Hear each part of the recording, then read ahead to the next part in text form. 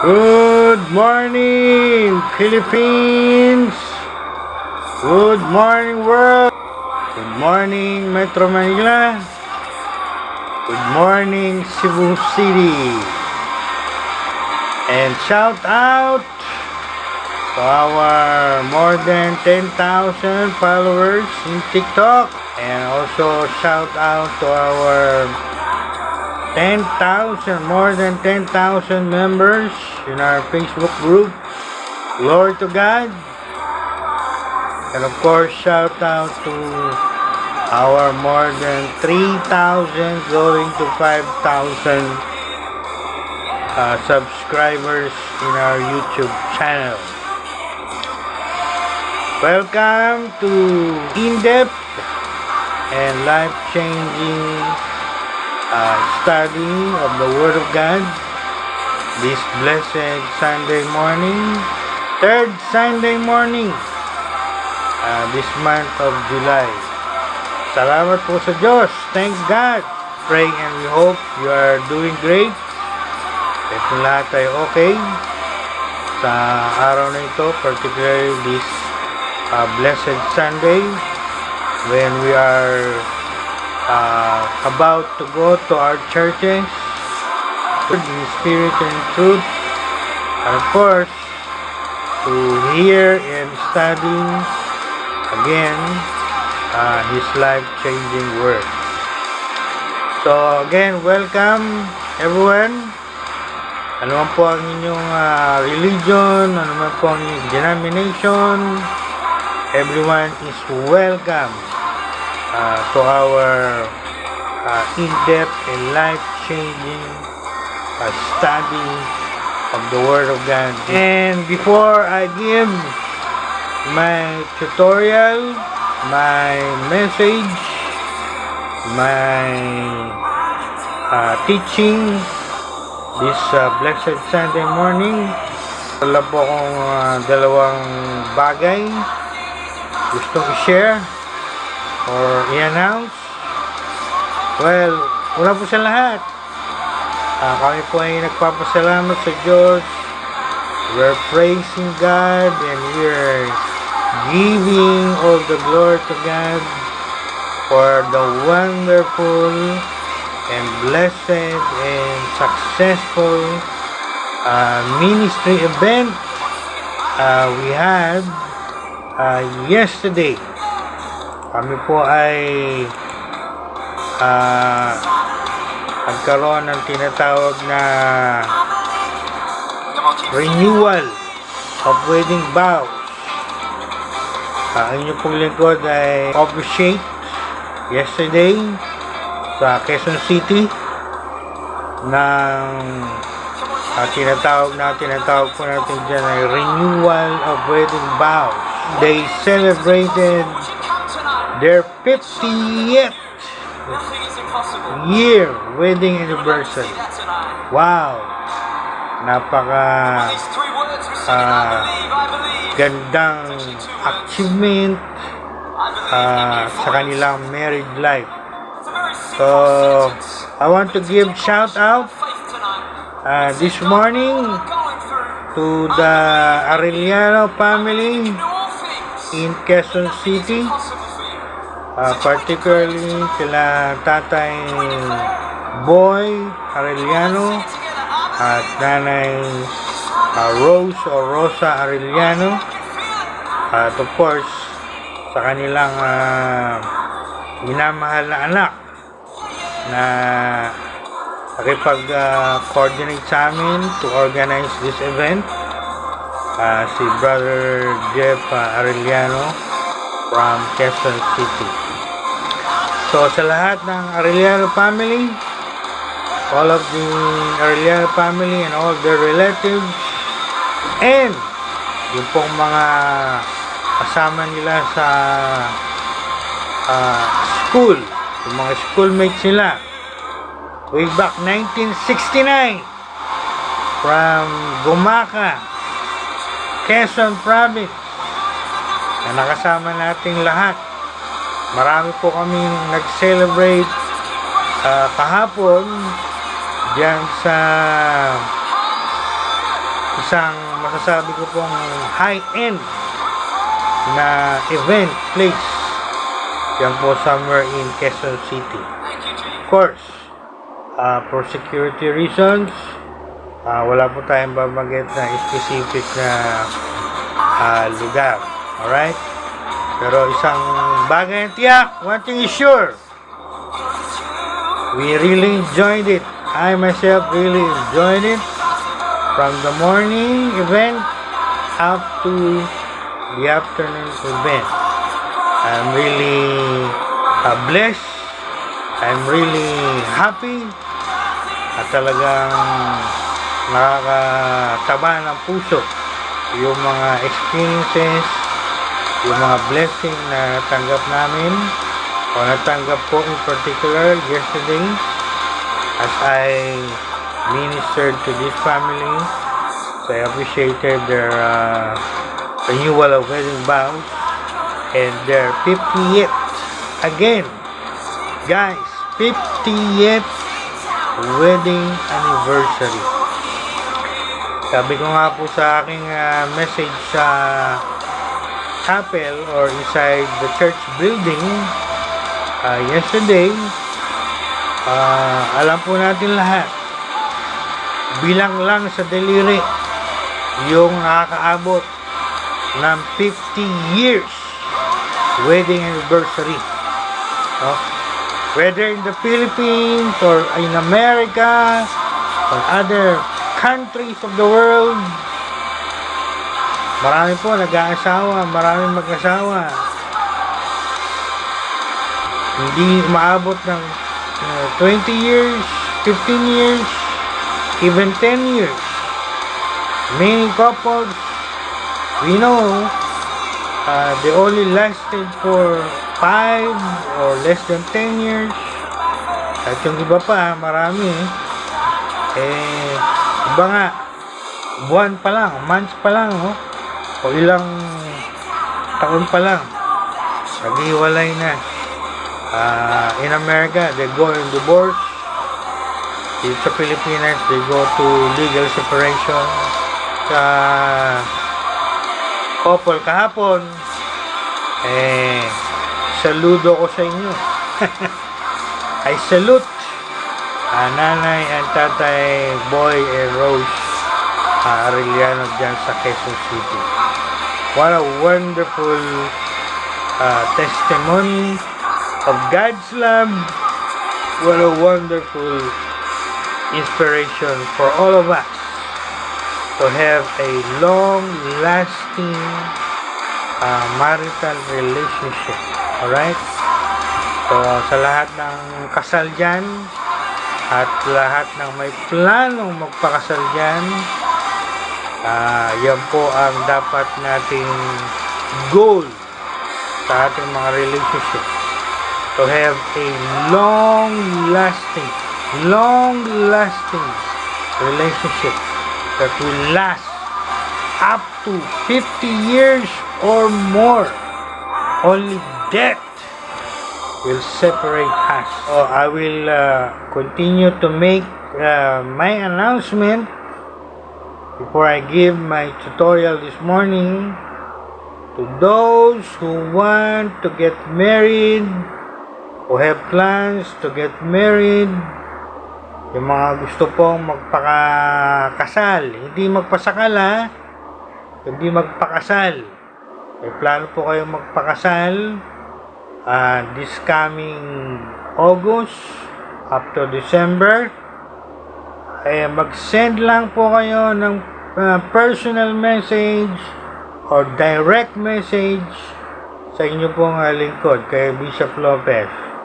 And we are more than willing and ready to help you solemnize your marriage. Kami po ay 100% legit at legal. Meron tayong authorization to solemnize marriage all over the Philippines. All over the Philippines po ang lisensya ni Bishop Lopez. Kaya kahit saang lugar kayo gusto magpakasal, as long as you have legal documents wala pong problema dyan. Makakasal po namin kayo. Paano nyo po kami makakontakt for this solemnization of marriage? Bibigay ko po ulit yung aming official cellphone number. Ito po ay aming official ministry cellphone number. So, pong ministry lang po to ha. Hindi po kami nag-entertain dito ng kung ano-anong mga text message. We will entertain you only if you will send us text messages or messages related to the ministry, church services, particularly solemnization of marriages o pagkakasal. Ang number po namin, sulat nyo,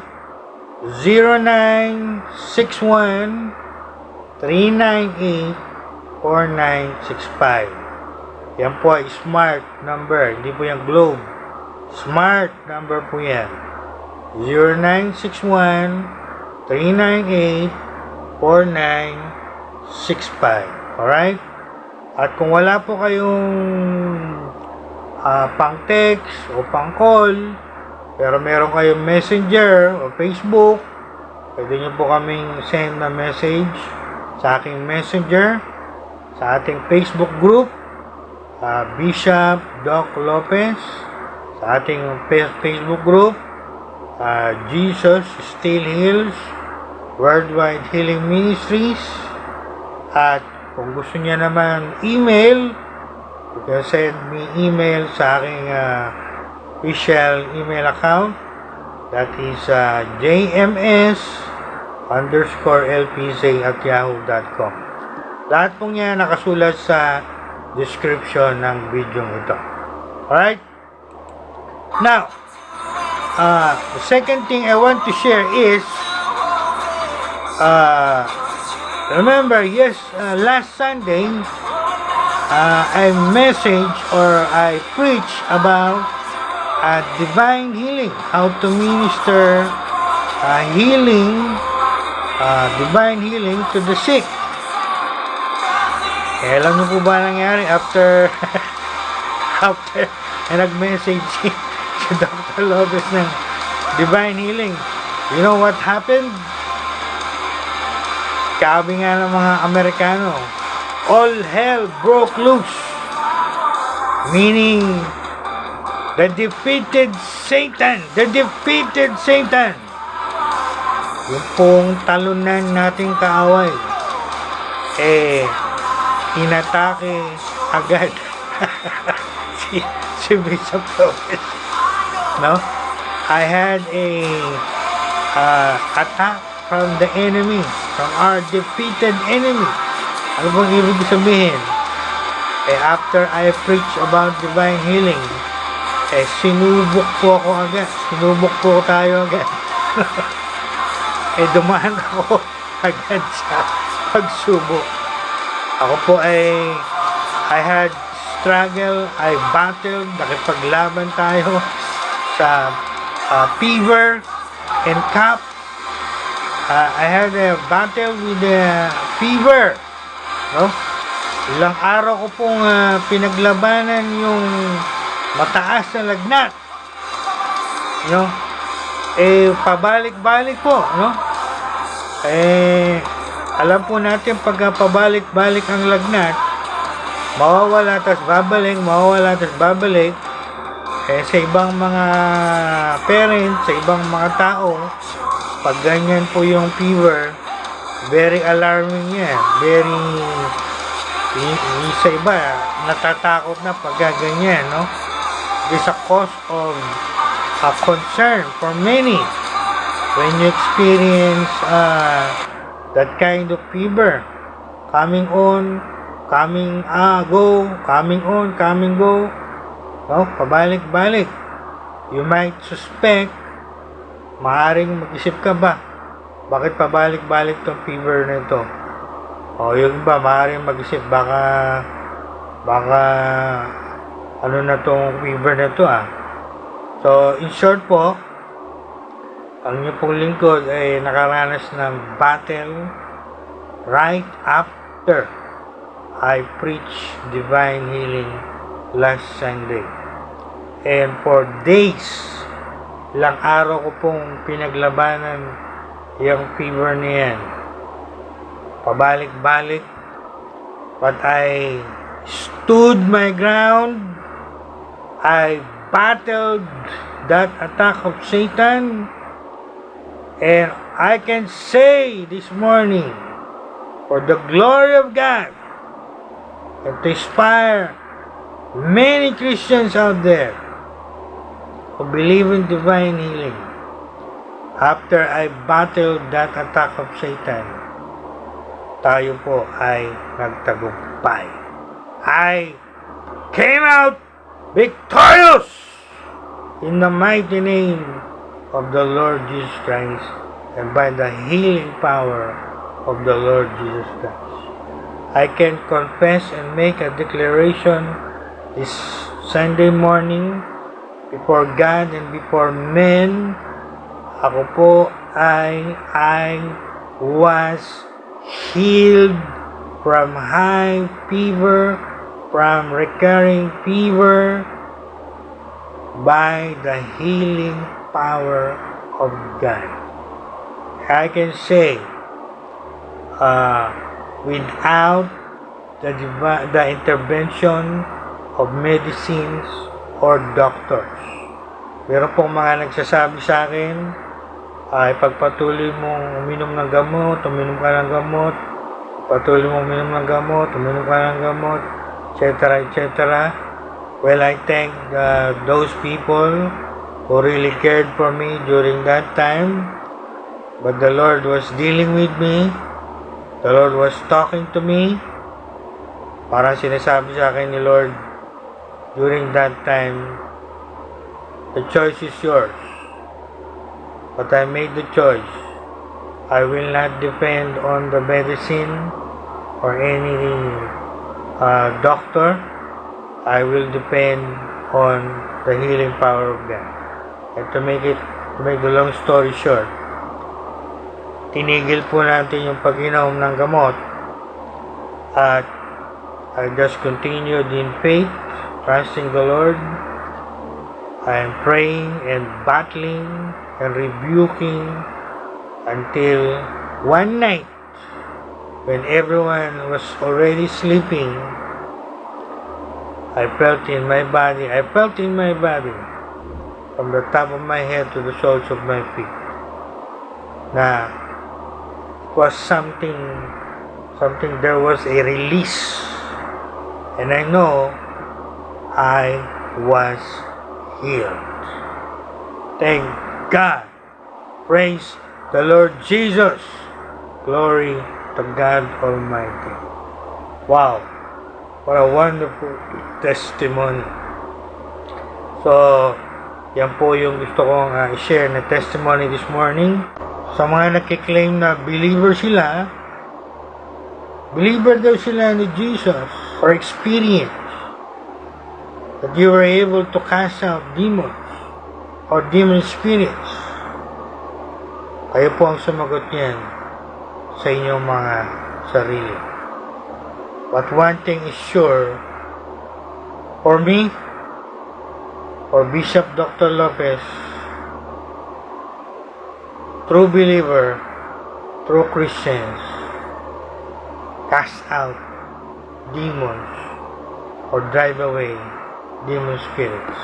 Sa Tagalog po, para sa akin, ang tunay na mananampalataya kay Jesus, ang tunay na Kristiyano ay nagpapalayas ng mga demonyo.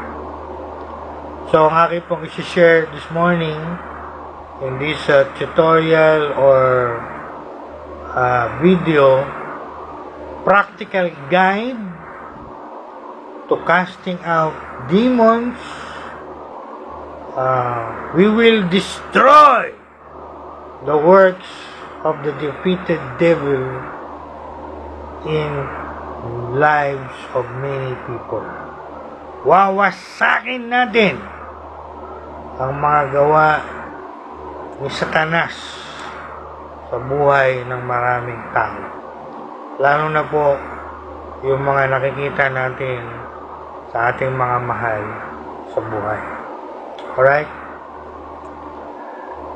Alright, so we live in a day when many ministers claim that God called them to preach only, to teach the Bible only, without healing the sick, as I discussed last Sunday, or without casting out demons, which I will discuss this Sunday. Tatagalogin ko po yan. Ang ibig ko po sabihin, marami pong ministers ngayon, maraming mga pastor out there, maraming mga church leaders out there, maraming mga leaders ng ministry ngayon out there.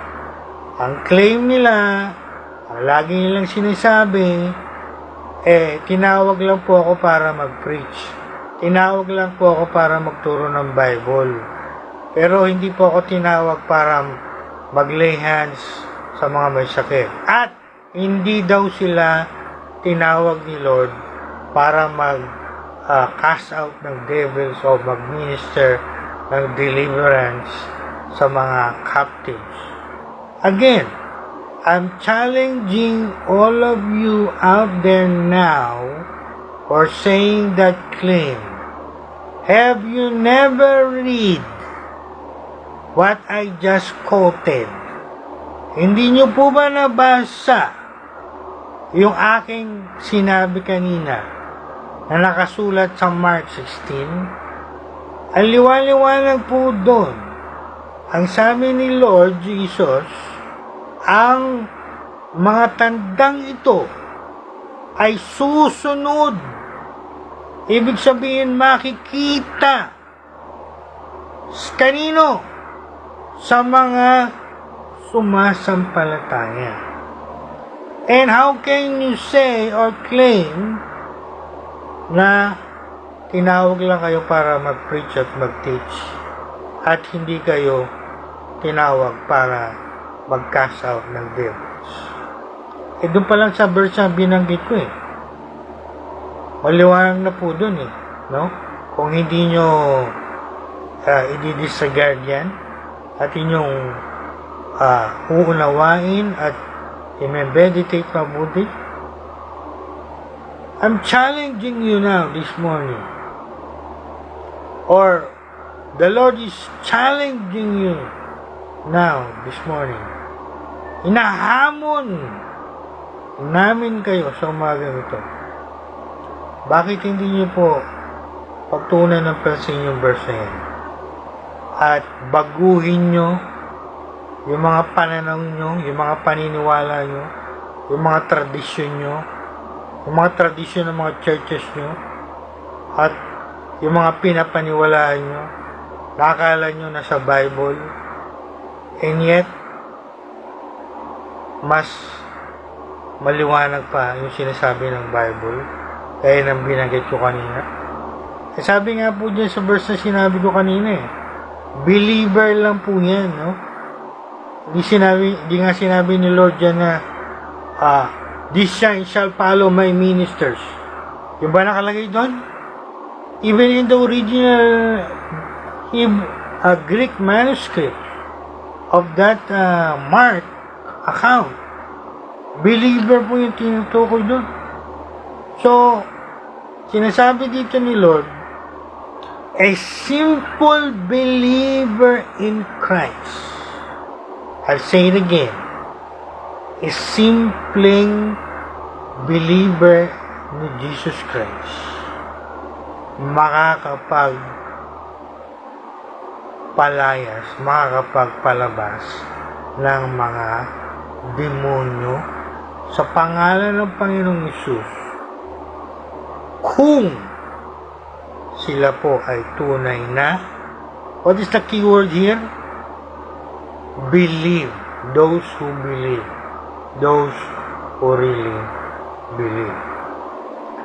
Kaya yung mga naririnig ko po na mga nagsasabing ganyan, hindi ako tinawag sa ganyan ministry, magtuturo lang ako, nagtuturo lang ako, I just preach and teach. I'm not called to lay hands on the sick. I'm not called to cast out devils. Again, I'm challenging you. Why not read again that verse for yourself sa Mark 16, 18, or last passage of Mark 16. In short,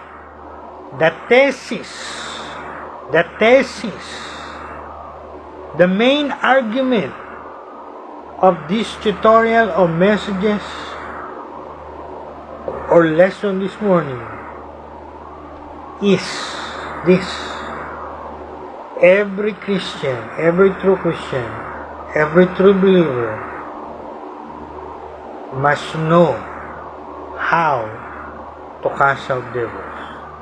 Dapat po lahat tayong Christian, lahat tayong mananampalataya, alam natin, marunong tayo, equip tayo, train tayo to exercise our given authority, exousia, Luke 10:19, to exercise that authority over Satan, over the powers of darkness, and to cast them out in the name of the Lord Jesus Christ. Yan po yung gusto kong bigyan din dito. Again, that is the thesis. That is my thesis. That is my main argument in all of this tutorial and training and video. Again, this is in line with what I believe the Lord is leading me to do, to equip Christians, to transfer to many of you out there my vast knowledge, my vast experiences in the ministry. Sinabi ko na po yan ako'y nag-celebrate ng 31st year in the ministry. I believe the Lord's speaking to my heart and dealing with me, telling me to train and equip and impart to many who will listen what I have known, what I have experienced in my more than 3 decades of experience in the ministry. At alam po natin yan. In one of my videos, sinabi ko po, binasa ko yan sa Ephesians chapter 4, verse 10, 11. That is what I'm doing now. Equipping, training, imparting, sharing my vast knowledge and experiences in my more than 3 decades of experience in the ministry. I've been in the ministry for going 35 years now, at halos lahat po ng ministry, I can say to you, naranasan ko na po yan. I've been in the radio ministry, I've been in the social media ministry. Hindi ko na lang po na-experience yung TV ministry sapagkat wala pa tayong budget para kumuha ng oras for TV broadcast. But in the radio ministry, I've been there. How many of you pastors out there who have experience in the radio ministry? I'm sure very few. Sabi nga ni Apostle Paul, I'm not bragging, but that is the truth. Kahit anong minisip mo sabihin nyo sa akin, I can answer you and I can say I've been there before. So, malamang yun po ang dahilan kung bakit gusto ni Lord na I do this equipping and all of this training. Alright? So again, my thesis or main argument is every believer should be able to cast out demons just as he or she is able to minister healing to the sick. Yan po ay sign, tanda ng pagiging tunay na mananampalataya o alagad o isang Kristiyano. Again, hindi po ako magsasawang i-quote Mark 16:17 to 18. These signs will accompany those who believe in my name. Jesus said, they will cast out demons. They will lay hands on the sick. At iba pang mga sign na nakalagay dyan. See? So again, hindi po to words ni Bishop Lopez. Tanungin niyo sa sino man nagsasalita sa Mark 16, 17, and 18. I will not go into a lot of debates about that part of Mark na gospel. I will not talk about higher criticism or lower criticism, what we've studied in the seminary, or textual criticism or whatever. Alam po natin lahat yan kung kayo nag-aral ng ganyan. Hindi na natin pagtatalunan yung mga ganyang bagay. Basahin lang natin mabuti. Nakalagay dyan. Maliwanag po. Kung tayo ay tunay na mananampalataya, challenge yan sa inyo na dapat alam nyo po yan at alam nyo gawin at hindi nyo lang alam gawin, ginagawa nyo po yan. I've been practicing that for more than 30 years, casting out demons. Mamaya po magsishare ako ng mga aking mga kahindik-hindik.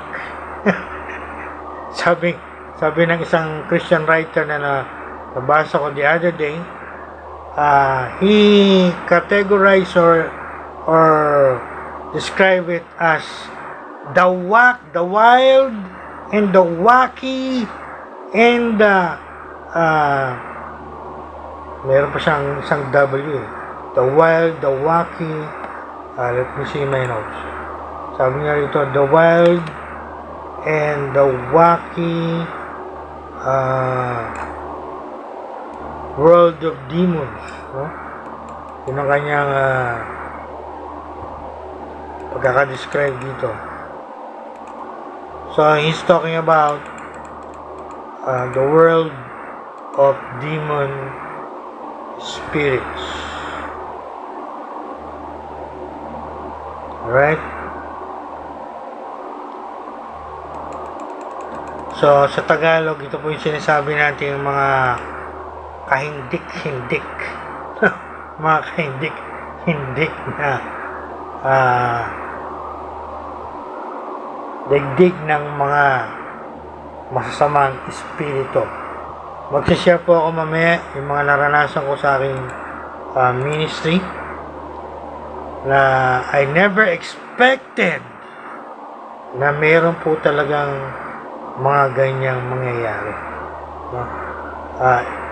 Una ko naranasan yan, I was really surprised and shocked as a young pastor or minister. I never expected it will happen inside my church building. Inside my church building? Inside church building? Yes! Inside church building. Akala kasi ng marami, the devil is outside the church building. Are you sure? He is outside of the church building only? Eh ngayon nga lang may pinaalala sa akin ng Holy Spirit eh. Bakit hindi niyo pa basahin yung nasa gospel, yung synagogue service, na mayroong isang lalaki na sumigaw ng malakas na sigaw. And he said, "Anong pakialam namin sa iyo, Jesus of Nazareth? Are you come to destroy us?" Tanungin ko po kayo, saan nangyari yun? Outside of the church building or inside the church building? It happened inside the synagogue. Kung alam nyo kung ano yung synagogue, that means inside the chapel building. And then you have a lot of claims saying ang demonyo nasa labas ng church building, wala sa loob. Are you sure? Balik po kayo doon. Sa gospel na lang eh. Pinapakita na eh. Sa loob mismo ng synagogue. Ano po ba ang sinagoga? Pag sinabi pong synagogue, pag binasa nyo yung word na synagogue sa mga gospels, babasa nyo yan, yan po yung kanilang mga tinatawag na local church building sa kanilang mga community. Ang equivalent po niyan sa panahon natin, yung mga maliliit na chapel building that can contain 10, 40, 50, or 100 people. Pagka merong maraming Jewish family in a certain locality, they erect or build synagogue. Ang pinakamalaki po sa lahat during the time of Christ, yung po tinatawag na temple. Kumbaga, ang equivalent niyan sa atin, yan yung pinaka-cathedral. Yan yung pinakamalaking worship building sa buong bansa ng mga Hudyo. So you can imagine, in the 1st century AD, during the time of the Lord Jesus Christ, there's a lot of synagogue buildings, local church buildings. There was only one temple building in the capital of the country, in the city of Jerusalem. Kaya huwag niyong sasabihin sa akin, you don't have that mentality na inside the church building walang demon spirits. You're wrong. It happened in the 1st century. It happened in my early years of ministry, 1990s, when I first encountered a demon-possessed man inside a church building after I preached during one of my services during that time. I will begin now the short definition of ministry of deliverance. The ministry of deliverance, defined in simple terms, it is the process of casting out demons. It is the ministry that go hand in hand with the ministry of healing and ministry of evangelism. The absence of this vital ministry in any church results in, take note, spiritually disabled Christian. Ano yung sinabi ko? Spiritually disabled Christian inside the church. At marami pong ganyan ngayon. Gaya ng binanggit ko kanina, marami pong ministers ngayon, marami church ngayon, hindi po nila pinapractice to. They will flatly tell it to your face. We don't do that kind of thing in our churches. Ayaw nila yung mga ganyang practices. They don't believe in that, and they don't practice that. So, kaya po yung mga tinatawag na demon possessed, o yung mga demon obsessed, o demon oppressed, hindi na pagmiministeran, hindi natutulungan sa mga ganitong churches kasi hindi nila pinapractice po to. Anyway, na-mention ko na po to. Sa demonology, I want everyone to keep this in mind. Meron pong 3 stages yan. Kasi merong ongoing debate talaga ngayon within Christianity. At marami nagtatanong, can a Christian be demon possessed? Yan yung matagal lang tinatanong ng marami. Marami na rin nag-send sa akin ng ganyang tanong. Dr. Lopez, what is your answer to this? Can a Christian be demon possessed? Well, to answer that question, let's begin first with the stages. Pinakaunang stage po nito ay yung tinatawag nating demon oppression. Pag sinabi pong oppression, yung presence at activity ng demon nasa katawan pa lang ng tao, nasa labas. Tawag nito ay oppression, demon oppression. Pag nag-progress na po yan sa second higher level, we call that demon obsession. Obsession na po yan. Ibig sabihin, hindi lang siya nasa body, napunta na po siya sa mind. Obsessed na yung tao.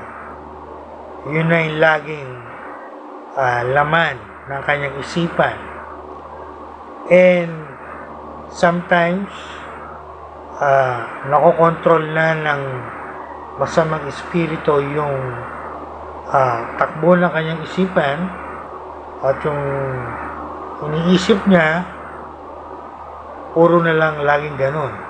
Kaya marami pong tao merong sometimes have difficulty in thinking the right kinds of thoughts because there is a presence and activity of demons in the mind, in their mind, which they are not able to overcome or to control. And so nagkakaroon ng manifestation of what we call demon obsession in the mind. At pag hindi po na-control yan at nag-progress pa yan sa pinaka highest level, yan po yung tinatawag namin, we call that demon possession. Ano po yung demon possession? Sa mga nagtatanong, can a Christian be demon possessed? Makinig po kayo mabuti. This is the correct, the complete definition of demon possession. When we say demon possession, from the word possess, ibig sabihin po ng demon possession, the demon spirit himself is possessing the whole person, no? Possessing the spirit, the inward part of the person, the mind of the person, even the body of the person. Kaya kontrolado siya 100% ng demon possess. Kaya when we say demon possess, I want everyone to understand it. Pag sinabi pong demon possess, possess na yung tao ng demonyo. Spirit, soul, and body. Yung demonyo na mismo ang nagkokontrol sa tao 100% when he or she is under possession. Kaya nga makikita nyo po yan sa mga video sa YouTube yung pong mga legit na demon possession cases, yung tao, hawak-hawak na ng 3, 4 na tao, no? Napakalakas po niyan.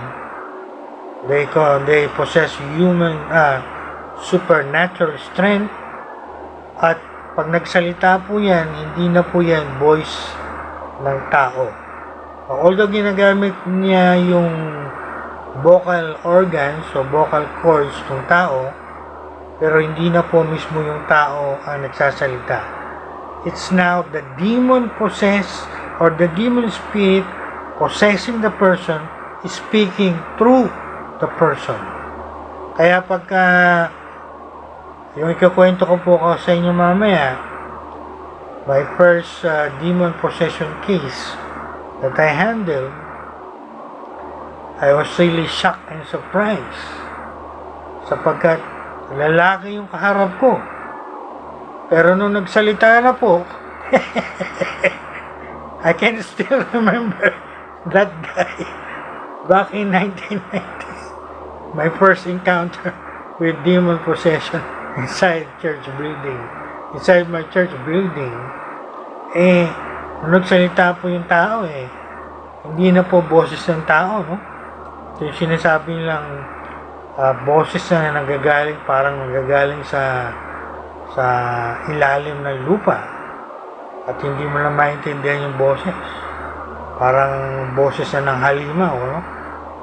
At minsan magtataka ka, lalaki o babae yung pinaposes, pero pag lumalabas ang boses na ng lalaki. At very husky, very na yung boses. So meaning someone was talking through the person. Yan po yung tinatawag nating cases of demon possession. Now, I want to answer that question once and for all. Can a Christian be demon possessed? The answer is, are you ready? The answer is, kung ang isa pong tao ay tunay 100% true Christian, hindi po siya pwedeng ma-demon possess. Dahil ang nagpo-possess sa kanya inside him is no other than the Holy Spirit or Christ dwelling in him through the person of the Holy Spirit. So all I can say is a Christian can be oppressed or even obsessed, but he can never be demon possessed. Alright? So, very clear po yung sagot natin yan. Now, before we end and before I give to you the powerful steps or requirements in doing this kind of ministry, let me tell you the biblical basis for this practice. Kasi po maaaring may magtanong yung iba, biblical po ba yung mga pinagsasabi mo, Bishop Lopez? Yes, biblical po to, no? Una, the Lord Jesus Christ Himself practiced casting out of devils. Ginawa niya po yan sa kanyang ministry. And He commanded that. Not only He practiced that, He commanded the apostles, not only the apostles, even the 70 others. Baka sabihin nyo kasi, baka yung iba kasi mag-argue ginawa lang yan ni Jesus sa kanyang mga apostol. Yes, wala tayong pagdidebatihan dyan.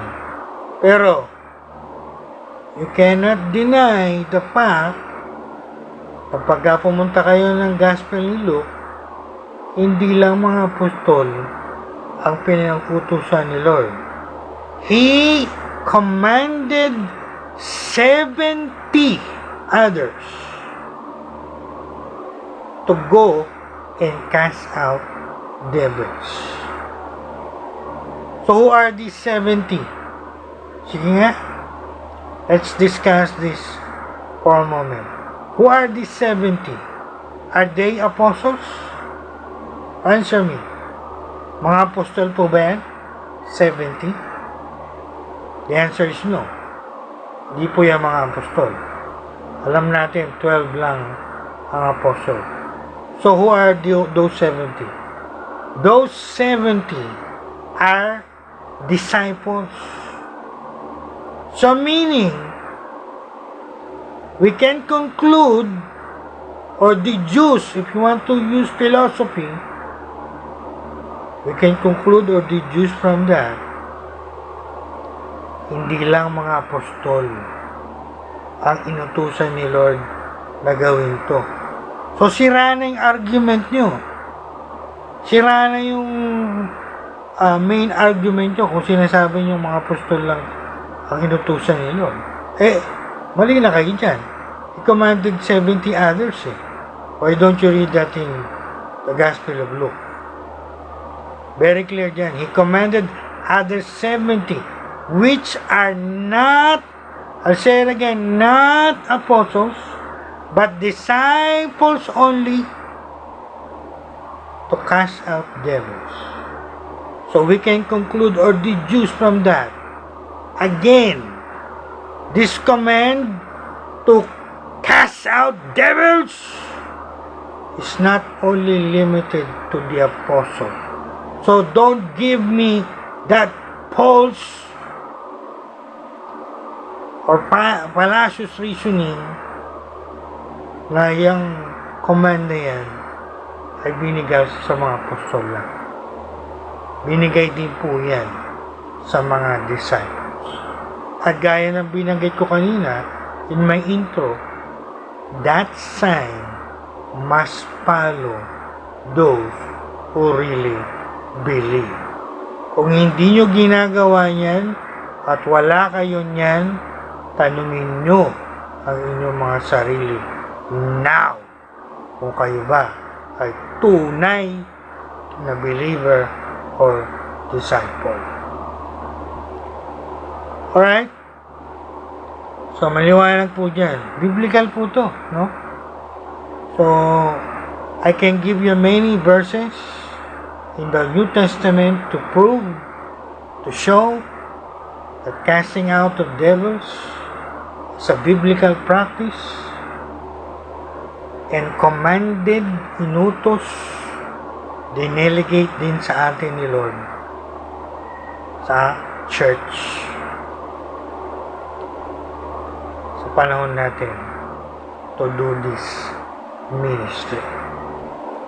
So, wala kayong excuse, frankly speaking, those of you who are not doing this.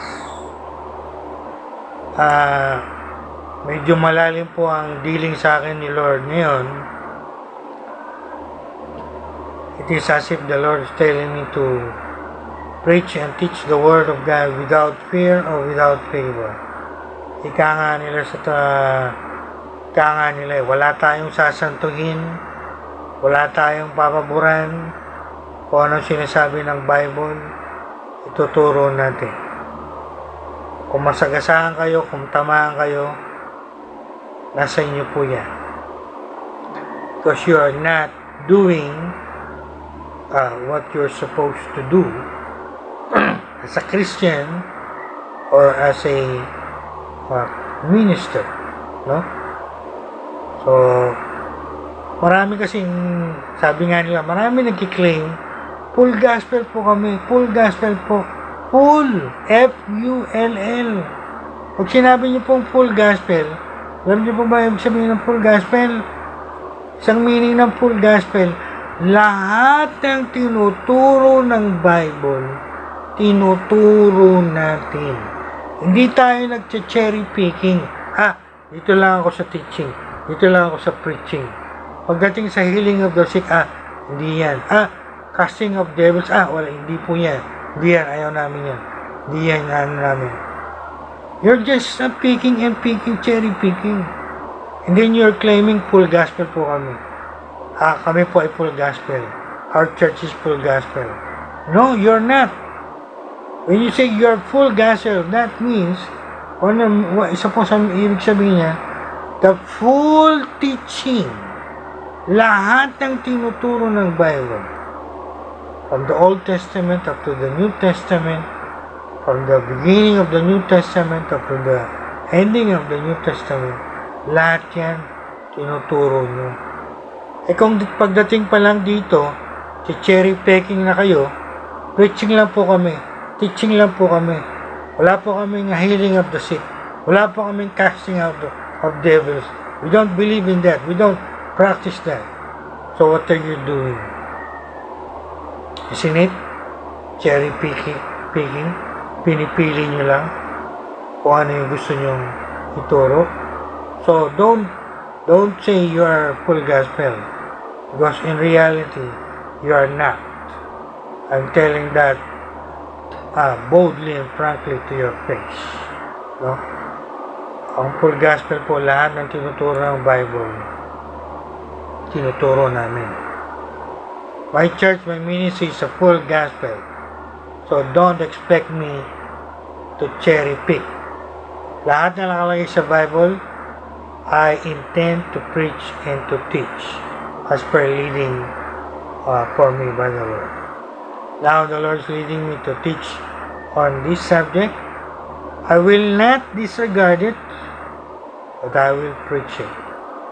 No matter you accept it or not, you believe it or not, you practice or not, I don't care. It is in the Bible. I preach it, and all of us must practice it. Not because tinuro to ni Bishop Lopez. Because again, hindi po to word o turo ni Bishop Lopez. Basahin niyo po yung mga sinabi ko sa Bible. Mga salita po yan ni Lord. No? Now,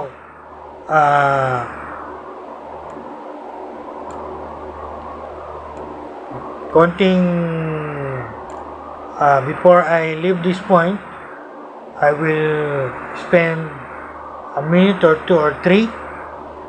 I'll give some selective data or info about demonology. So magkaroon lang tayo ng konting demonology 101, no?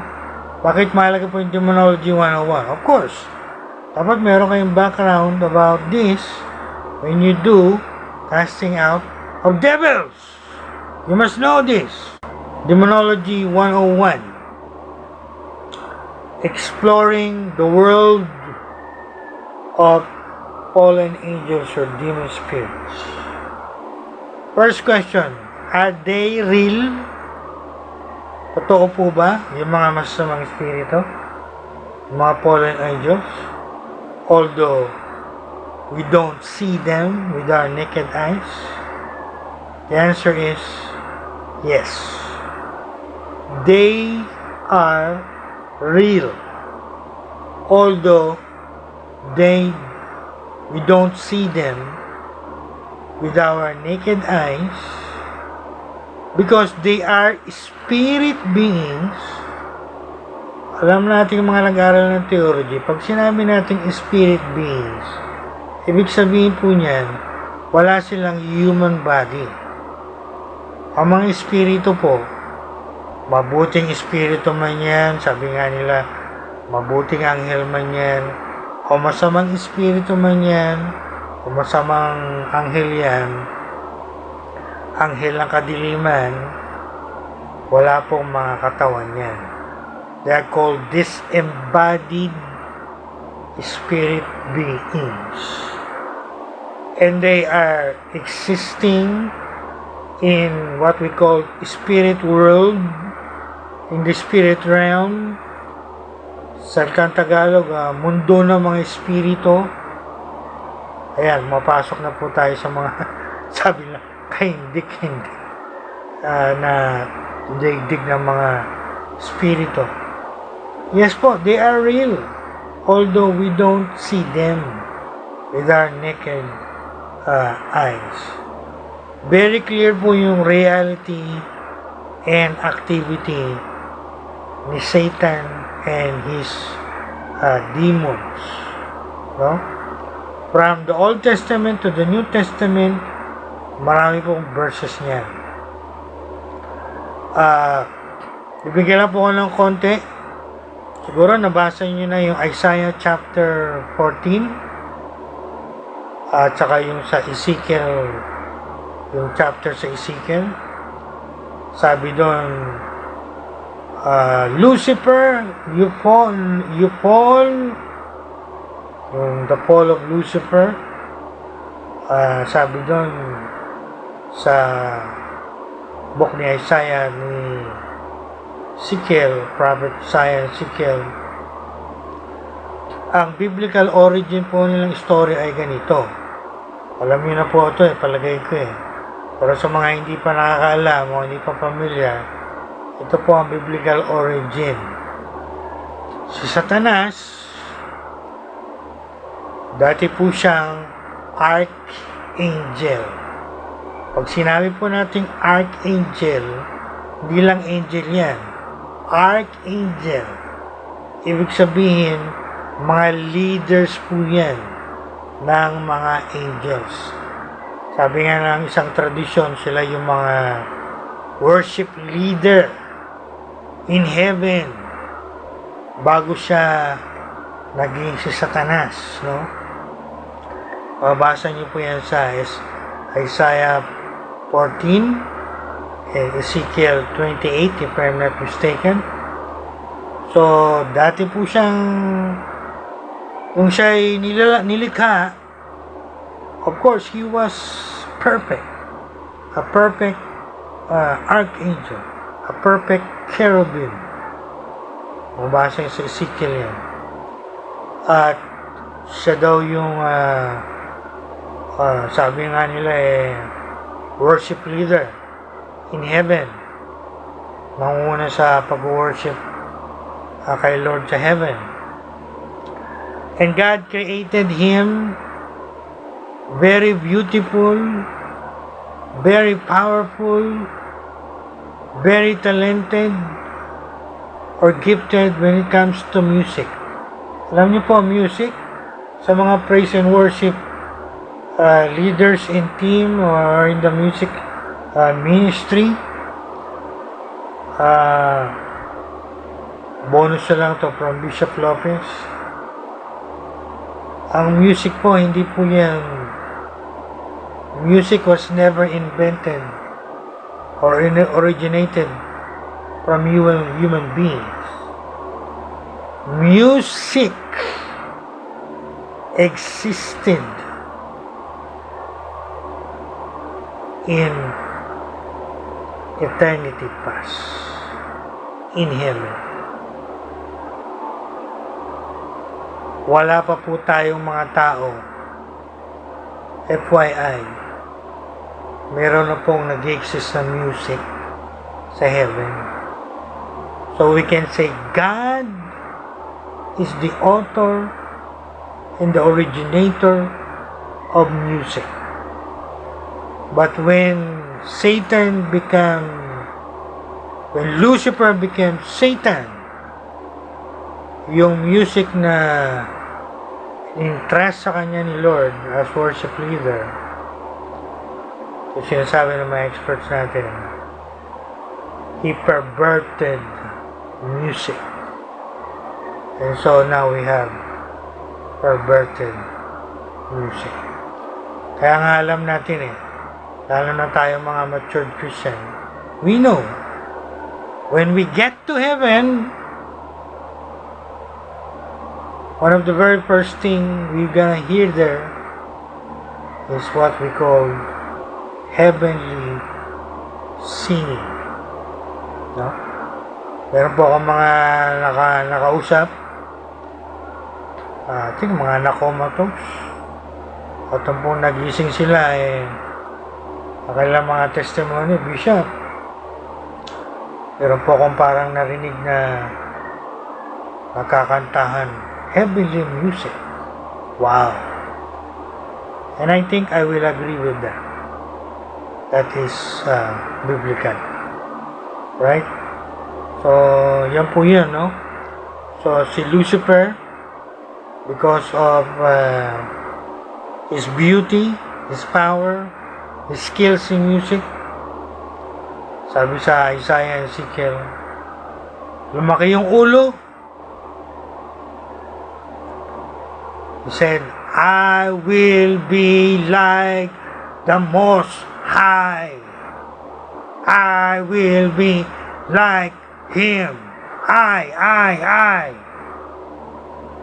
That was the origin of his fall. Because of pride. Kaya masabi ng mga Bible scholars natin and theologian, and I think I will agree with them, the very first sin in the universe was the sin of pride that originated in the heart of Lucifer. Pagkaganda-ganda niya, pagka powerful niya, pagka laki-laki ng kanyang skills o talent sa music, kaya nila lumaki yung ulo, plated with pride, and now he wanted to be like God. Even hindi lang like God, he wanted to higitan pa ang Diyos sa lumikha sa kanya. And so, to make the long story short,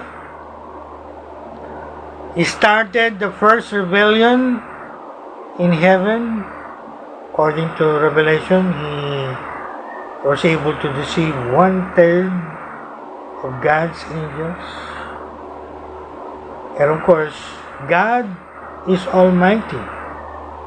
Hindi sila pa pwedeng manalo sa Diyos.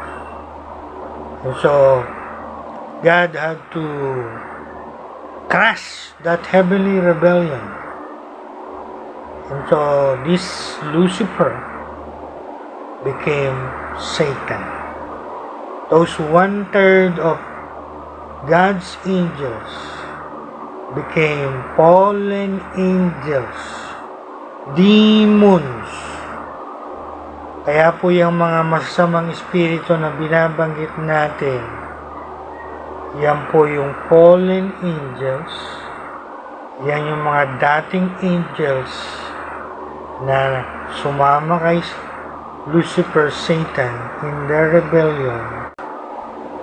Now, knowing we are dealing with these evil, wicked, destructive, evil spirits, we must cast them out. We must drive them away. We must destroy them in the works, in the bodies and lives of many people. Kaya po meron tayong deliverance ministry. So now I will give you the, again, proven effective steps and requirements when you do deliverance ministry or when you have to cast out demon spirits. Well, of course, number one po ay authority. You must understand, you must know, you must believe the authority given to you by the Lord over these demon spirits. Sa Tagalog po, tatagalogin ko po para maintindihan niyo pa mabuti. Sa larangan pong ito na aking tinuturo, mahalaga na nauunawaan po natin, alam natin yung ating authority. Kasi paano ka magkaka-cast out ng devil, ng masamang espiritu, kung wala kang authority sa kanila? No? Pero ang story sa Bible, sa Acts, yung I think they are the sons of Sceva, they tried to cast out devils. Yung ginawa ng mga demonyo, imbis na lumabas, they got hurt. Sila po yung nasaktan. Pinagagawa nila. Why? Sabi naman sa mga espiritu, Jesus and Paul, we know. Kayo, who? Kayo, who are you? We don't know you. See? Demon spirits know when you have authority over them. Kilala po nila yung merong authority. Kilala kanila. Kaya nga doon sa istorya eh. Sometimes when I read that story in the Bible, napapangiti din ako eh. No? They try to do something they don't have authority to do. So in short, sila po yung napahama. In this kind of ministry, only those who have the authority can do it. At kung meron kayong authority, you must understand it. And what is our authority? Isn't it written in Luke 10:19? I'll say it again, Luke 10:19. The Lord Jesus said, I give unto you authority, exousia, to tread on serpents and scorpions and over all the power of the enemy, and nothing will hurt you. Ano sabi ni Lord doon? Binigyan ko kayo ng kapamahalaan. Authority po yun, hindi power. Excuse. In original Greek. Sabi po doon, meron tayong authority. Take note, authority over all the power of the enemy. That we need to tread on serpents and scorpions. Ano ibig sabihin ng tread on serpents and scorpions? Yung serpents and scorpions po yun, mga symbols po yun ng powers of darkness. Anong sabi ni Lord? We tread on them. Dudurugin natin sila, yayapakan natin sila sa ilalim ng ating mga paa. Ang picture po niyan, imagine niyo po ngayon, yung mga paa nyo, dinudurog niyo, yurakan, hinaapakan, at sinisipa-sipa sa ilalim ng inyong mga paa. Ang mga alakdan, at ang mga demonyo, at ang kapangyarihan ng kadiliman, in Jesus' mighty name. Yan po ang dapat naintindihan natin at ginagawa natin. Hindi yung kabaligtaran na the devil is attacking us and we are on the retreat, we are on the run. Naalala ko yung binanggit ko kanina ng testimony. I feel literally being attacked. And one day, something quickened in my spirit. As if the Lord is telling me, why don't you do something different? Parang sabi sa akin ni Lord, oh, you are now under attack. Why don't you attack your enemy also? And so I did some spiritual warfare until he ran away in defeat. Ganun po ang Christian life. Battle po, no? Makinig po kasi sinasabi ni Bishop, battle po ang Christian life. Yung mga iba nag-iisip ang Christian life ay pabanjing-banjing, no? Pabanjing-banjing, easy go lang. Mentalidad po yan ng mga not matured Christian. When you become matured Christian, you realize Christian life is a battle. There are times you'll go to battle. Gonna stand, sabi nga ni Dr. Marcelo, gonna stand 2-2 against the devil. It's time for the devil to know who is the victor, you and you, not him.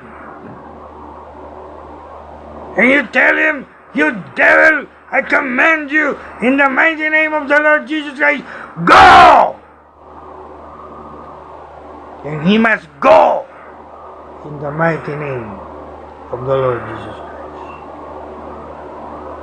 Dapat ngayon pa lang magkaalaman na tayo kung sino ang panalo at kung sino ang talunan. So pagka dumating po kayo sa mga ganyang level ng buhay nyo, battle, struggles, you do spiritual warfare, you stand your ground until you achieve the victory for the glory of God. Amen! So, kaya nakalagay sa Bible, naalala ko sinulat yan ni James, no? Kapangalan ko pa. Sabi sa Bible, resist the devil, and he will run away in fear from you. Hindi nagra-run away from us Bakit? Hindi natin nire-resist Imbis na i-resist natin pinipermit natin Di ba? That's the truth. That's the reality in the lives of many Christians. Instead of resisting the devil and resisting him steadfastly, they permit him. Marami, I'm sure, guilty of that. Hindi po sinabi sa Bible, you permit that devil. He said, resist that devil, and he will run away from you. Bakit po siya mag-run away? Because you resist him. At pinaliwanag ko na po yung ibig sabihin ng run away dyan. Run away in fear. Ang picture po niya para yung aso, nakakahol-kahol, ingay-ingay, at sinipa mo sa mukha o sa takbo, karipasan ng takbo sa takot. Yan po ang picture ni Satanas. Pagka niresist natin siya ng totoo. Again, resist him. Do not permit him. Diba imbis na i-resist pinipermit pa Alam lang nga sa demonyo, pipermit pa. Alright, so number 1 po, napakahalaga ng authority. You must know your authority over the devil. Where is the devil? Look at sa ilalim ng paa mo. Nasaan ang demonyo? Nasa sa taas, nasa ilalim ng paa mo. Tandaan mo po yan. That is authority. Right? Second, when casting out devils, when driving away demons, fallen angels, you must have what we call faith, mountain moving faith, a faith that never ever doubts. So first is authority. You must know your authority. Second, you must exercise or walk in faith. Faith that moves mountain, that never ever doubts. Saan po natin mababasa to? Hindi niyo po ba nabasa sa Bible yung isang instance sa Matthew? The disciples could not cast out the demon. And they asked the Lord, why we cannot cast the devil out?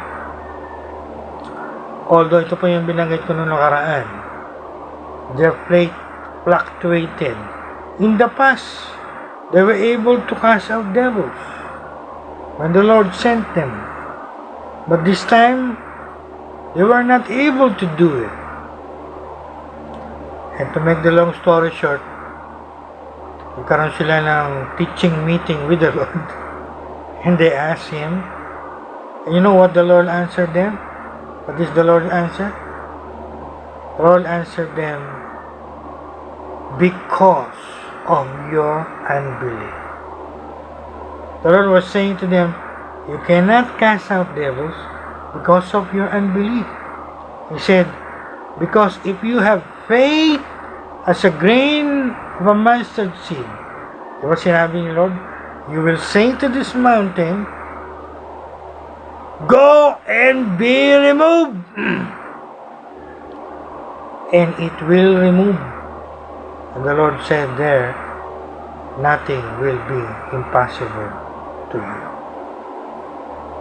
Lahat po ng experts sa deliverance ministry, particularly in casting out of demon spirits, will tell you, including me, faith is very important when you do this.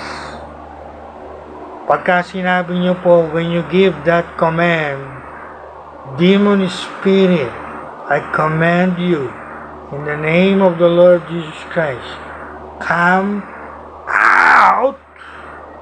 When you give that command, you must believe na yung sinabi nyo ay mangyayari. You are expecting that what you said will happen.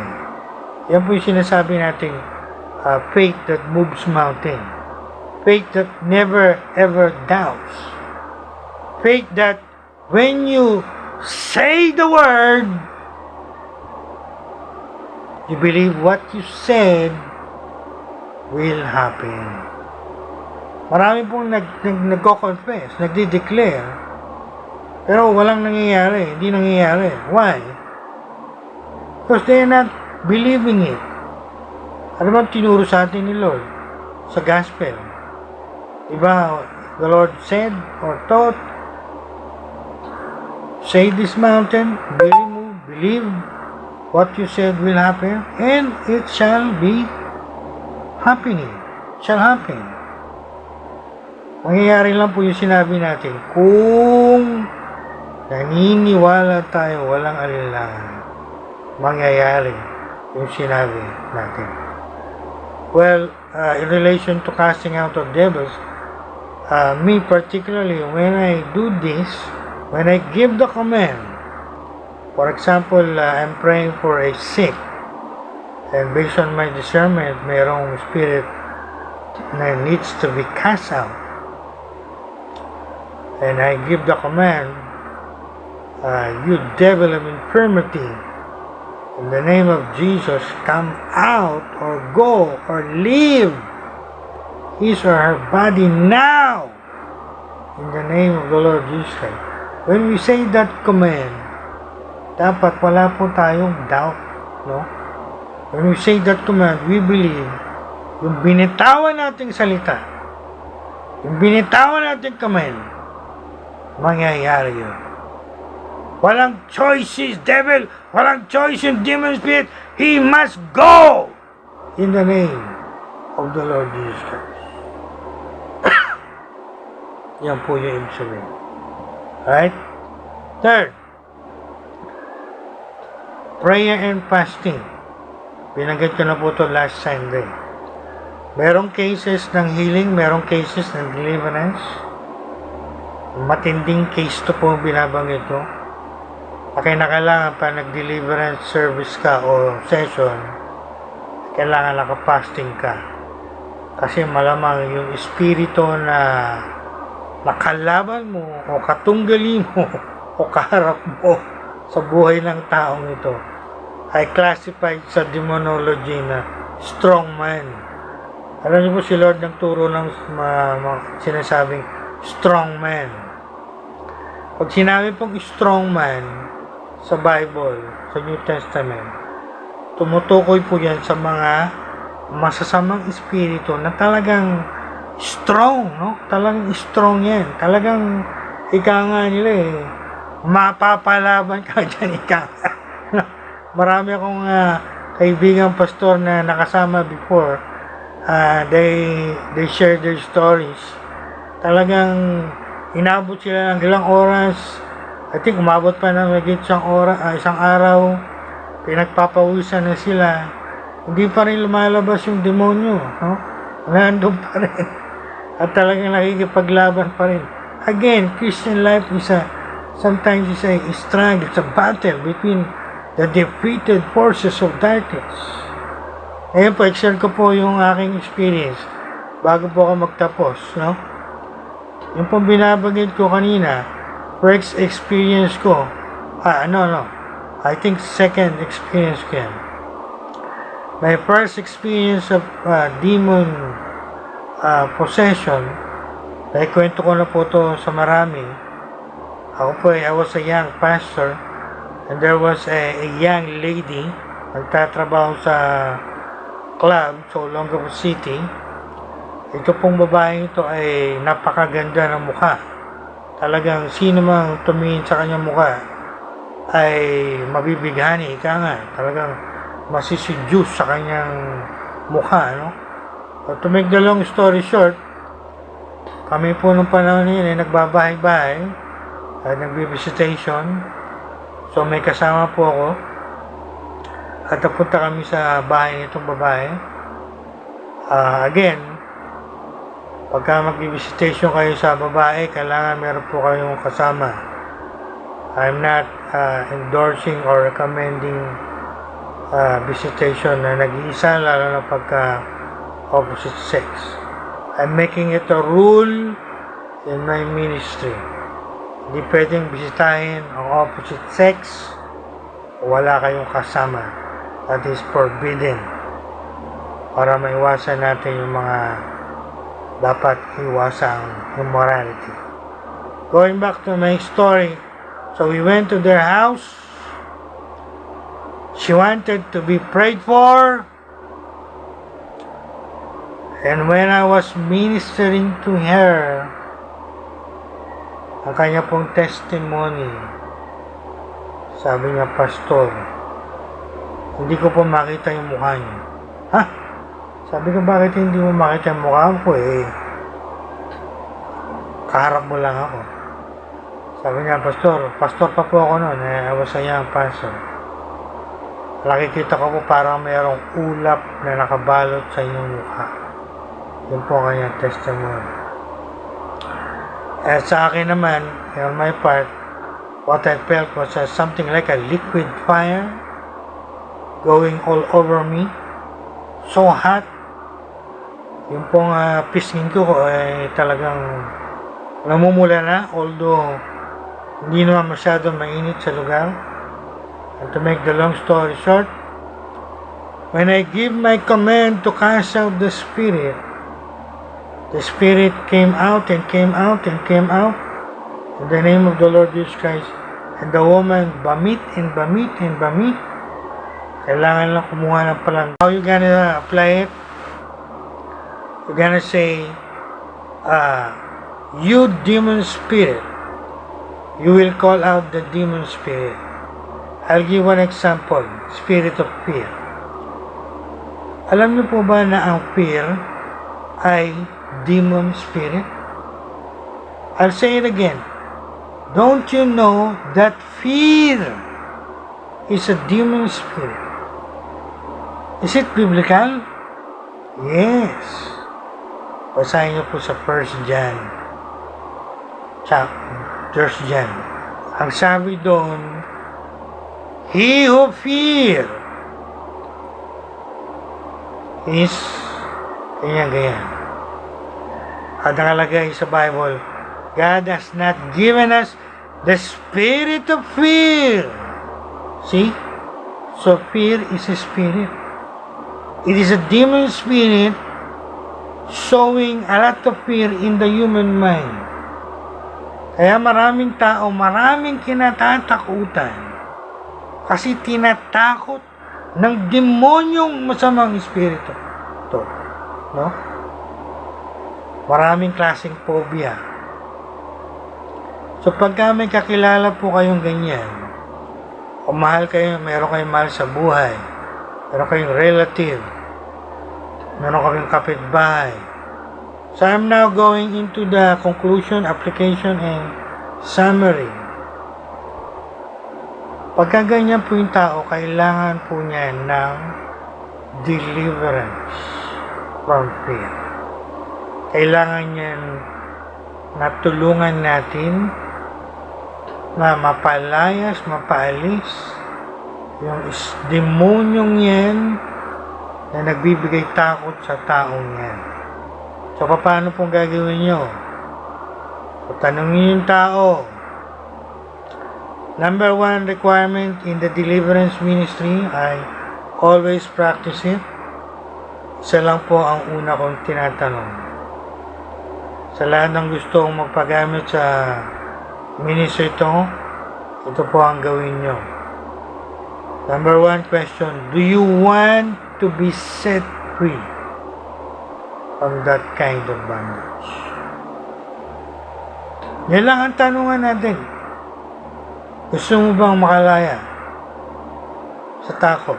Gusto mo bang makalaya sa paninigarilyo? Gusto mo bang makalaya sa pag-inom? Tunay po tunay na gusto Hindi yung sasabihin, gusto ko pong makalaya, gusto kong makalaya, gusto kong tulungan sarili ko. Tapos pag wala na yung tao yun, balik na sa droga.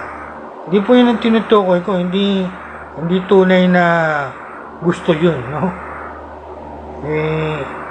Kayo na mag-judge kung yan gusto talaga. Ang gusto talaga, nandyan man yung tao o wala, gusto niya makalaya sa mga ganyan. Pag tinanong natin siya, gusto mo ba talaga makalaya? At sinabi niya, gusto ko po talaga tunay, hindi 295 lang. At madidiscern natin yan no? Ako po, nadidiscern ko yan inside me. If you're telling me the truth or not. I think I have a gift. The Lord gifted me in that area. When I ask someone and I ask him, do you really want it to be free? I know if it is true or not. I know if it is true or hypocritical answer. If it is hypocritical, I will not go on ministering. Because the person is not sincere. At kung yung tao hindi sincere, babalik at babalik lang po yan. Lalo na pagka wala na tayo in their presence. Pero pagka yung tao ay talagang sumisigaw na yung puso niya, Lord, please set me free from this bondage. And when you have that discernment in your spirit, that's it. That's the go signal. Go right away into the deliverance. So, akayin nyo yung tao na mag-repent, ask for forgiveness, renounce everything. In the case of fear, yung binabanggit ko kanina, tell the person to renounce the fear. Make the person realize fear is not from God. I'll say it again. Fear is not from God. Basahin niyo po yan sa 1 John. Anyone who fears is not perfected in love. At sabi dyan, fear have torments. And we know that is true. Kung puro ka ng takot, puro ka laging takot. Pati umagang-umaga at sikat-sikat ng araw, takot ng takot. That is abnormal. There is a demon spirit tormenting that person. You must cast that devil out. At pag natapos na yung tao, pag-pray na po kayo, kapag nagtapos na kayo mag-pray, ikaw na vessel na gagamitin, Lord. Ganito po ang gagawin nyo. You call out the demon spirit, you demon or spirit of fear. Ang susunod pong word, lagi nyong gamitin, I command. I command. I command. Because we have authority. We must exercise our authority. And when you have authority, you command. Hindi yung parang nagmamakawa ka po sa demonyong yan. Please come out. Please come out. Pero ba nakalagay sa Bible? Si Jesus ba nagganon? No. Even the demon spirits are crying for mercy. When we're dealing with demons, no mercy. I command you in the mighty name of the Lord Jesus Christ, out! Ganun po, no? Walang mercy po dito, no? Hindi natin pakitaan ng mercy ang mga demonyong yan, no? Si Lord walang mercy sa mga demon spirits. And so we must do. We must exercise violence, spiritual violence against these destructive demon spirits. So command them. At alam niyo po pag sinabi natin command, naintindihan niya. Say it with authority. I command you. Do not forget to say the name of Jesus. Gaya na po ng binagit kanina last Sunday. Don't you dare do healing me or deliverance without invoking the powerful name of Jesus. Hindi po actually what they obey. Sino po ba ang sinusunod nila? Kayo? Do you think they will obey you? Of course not. They are not obeying you. They are obeying the authority of God in you. They are obeying the name of Jesus that you are using and invoking. So don't make a mistake of omitting that powerful name.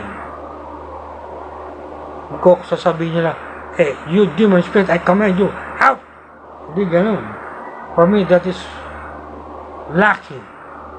It's better to say it, I command you in the name of Jesus Christ of Nazareth, leave that person now in the mighty name of the Lord Jesus Christ.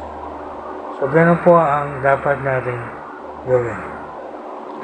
So, depende po kung anong spirit ang ma-discern natin. Marami pong klaseng spirit. Binigyan ko lang kayo ng example, no? So, merong lying spirit, merong deceiving spirit, merong spirit of hatred, merong spirit of jealousy, merong spirit of lust, merong spirit of greediness, even this, yung mga pride, may mga spirito po yan ng pride, no? Mga demonyo ng spirito ng palalo, kaya yung mga taong yan malayabang, wala naman dapat ipagmayabang, kala nila kaya bang yabang kaano-ano sila, kaya nagyayabang. Paano? Niloko ng demon of pride. Paano po, Bishop, yung mga asawa namin, yung mga tatay namin, mga drug addict, yung mga addicted to alcohol, hindi po pwedeng lumipas yung oras, yung araw na hindi nakakatikim ng alak, no? At hindi lang yan, yung mga naninigarilyo, yung mga addicted. Actually, to tell you frankly, smoking is also addiction. Addiction po yan, no? Addicted to nicotine. Kaya, hindi nyo ba napapansin yung mga naninigarilyo? Pagka gusto na nilang umalis dyan, there is something in their body na hinahanap yun. Because nicotine is already in their human body. So to make the long story short, it's one form of addiction. And spiritual side, yan po ay demon spirit. So yan, binigyan ko po kayo ng mga very applicable cases yan, ha? Within your family, within your neighborhood, within your relatives. Halimbawa, mayroon lumapit sa inyo na kamag-anak nyo at nagsabi, sister, brother, gusto kong patulong, addicted na ako sa ganito, pwede mo ba kayo pag-pray? When you hear again, discern po natin kung totoo talaga, ha? Pag-discern nyo po yan kung genuine yan or sabi nga nila, hypocrite lang. When it is genuine, they really wanted to be free. That's the cue to go in for deliverance. So, how you gonna do it? Pagka ako po, I think meron akong pinag-pray na case ng naninigarilyo. Sabi ko, gusto mo po talaga makalaya dyan. Pag sinabi mo sa akin gusto mo makalaya dyan, ito na ang huli mong paninigarilyo. Lahat ng sigarilyo, sirahin mo, sunugin mo, tapon mo. At tsakin mo, mamaya bukas, wala ka ng sigarilyo o paninigarilyo. Sabi niya, yes. O nag-pray kami. The Lord led me to call out the demon spirit of nicotine or the demon spirit of smoking. And I command that demon spirit in the name of Jesus Christ of Nazareth, come out of this person. Sometimes po, kailangan nyo dagdagan yung command. You say, don't return again or never enter this person again. In the name of the Lord Jesus. Ka nang bumalik, ka nang pumasok ulit sa tao. In the name of the Lord Jesus. And to make the long story short, I believe he was delivered from smoking. And what a glorious testimony. Mula po ng araw na yun, hanggang ngayon, hindi na siya naninigarilyo. Wow! Isn't it that thing? That's a great testimony of deliverance. At hindi lang po yan. Pagka-alcohol po, iba i-call out natin. Demon of alcohol. You demon of alcohol. Pag nagpipray po ako sa mga alcoholics, I say that, you demon of alcohol. Pagka mga drug addict, you demon of drugs. Maliban na lang kung merong nilagay sa mind mo ang Holy Spirit na ibang word, something like shabu, spirit of shabu, or spirit of cocaine. Kasi sometimes you have to call out the specific kinds of drugs na umaalipin doon sa tao. Tinuro ko na po yan last Sundays in prayer. When we pray, when we command, do our best to make it as specific as we can do it. We generalize, no? So, again, do it. And whatever demon spirit it may be, again, marami po yan. I don't know if I can give that to you later on. Marami po kasing listahan yan, no? Kinulate namin from Old Testament up to the New Testament based sa nakalagay sa Bible, spirit of whoredom. Actually, meron yung spirit of whoredom or prostitution, spirit of harlotry. Ito yung mga demonyong kumikilos sa mga, yung alam nyo na, yung mga babaeng, alam nyo na, sabi nga nila mahilig makipag sex o makipagrelasyon sa sino-sinong lalaki. Harlot. You know what is a harlot in Old Testament? It's a prostitute. You know what is a prostitute? At marami po yan. So, maraming klaseng demon spirits. So, whatever it is, discern it, call the name, call them out by name, call them out, and command them in the mighty name of the Lord Jesus Christ to come out. Alright? And believe when you command they will go. They will come out. Alright? And last things, mga panghuling recommendation o advices ko na lang po to.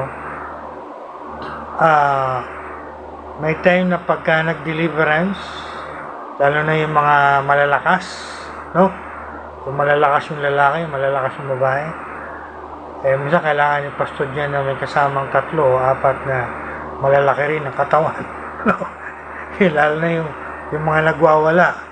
Sometimes deliverance is a very violent thing.